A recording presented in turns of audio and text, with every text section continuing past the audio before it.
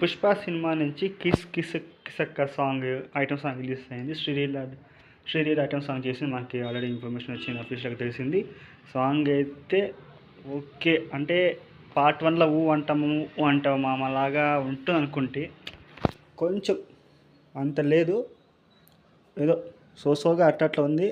ఒకవేళ ఈ సినిమా ఈ సాంగ్ ఇప్పుడే వచ్చింది, ఇంకా ఒక 2-3 డేస్ తర్వాత ఒక వైరల్ అవ్వచ్చు, అవుతుందని నాకు అనిపిస్తుంది. సీరియల్ డ్యాన్స్ దుమ్ము లేపేసింది, మామూలుగా లేదు.